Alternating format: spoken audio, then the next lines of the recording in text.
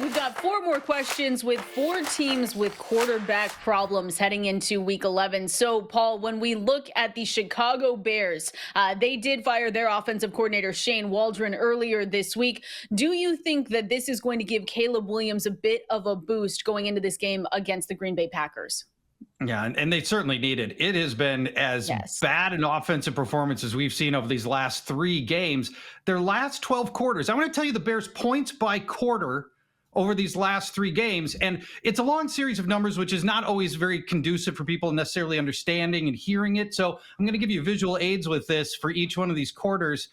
All right, last 12 quarters, points scored 0, 0, 7, 8, 0, 9, Ooh. 0, 0, 0, 3, 0, 0. That's your last 12 quarters of Bears football right there. Disaster grade stuff. Matt Eberflus fires his offensive coordinator, and he's looking around going, okay, now I got to find somebody who's going to energize this offense.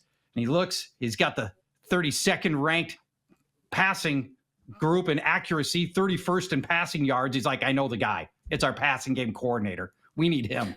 Thomas Brown. He's the guy who brought Bryce Young to an epic fail last year as offensive coordinator of the Panthers, who, for reasons I can't understand, the Bears brought in knowing full well what happened to Bryce Young because they got the first pick in the draft. Over it.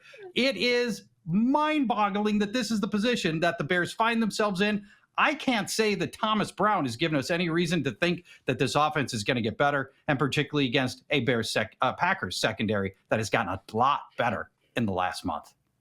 I mean, Gene, I don't know if anyone could tell, but Paul is like, absolutely not. This is not going to work out with Shane Waldron going. What are your expectations for Caleb Williams? Well, I know it's always convenient to blame everyone else, but I'd like to lay a little blame at the person that actually throws the ball, Caleb Williams. A lot of the things that we've seen from Caleb Williams this year are things that we saw in college. We just ignored it because the highs were so high. But there was a slow deterioration of skills and ability to handle pressure that we saw every single year he was in college. To his last year, people were making excuses like, oh, well, he's already over college. He's just mailing it in. Like, no, this might be who he is. He might just be somebody who can't handle the pressure that comes with this position. Now, I say all that, and he's a rookie. So I might just be talking crazy, and it might not happen like that in the future. But I'm going to tell you, like, blame has to be on the quarterbacks in some of these situations.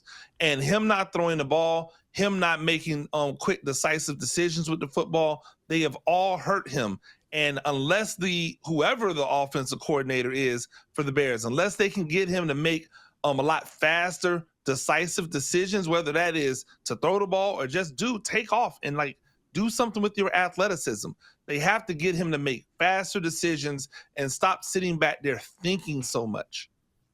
Yeah, I agree with you. Like, you also look at the offensive line. That's been really bad. Caleb Williams has held the ball for too long. You hope that this helps his development for the remainder of the season and that he continues to grow as a rookie, like you said, Gene. And hopefully because of that, our fantasy teams will enjoy it just as much there.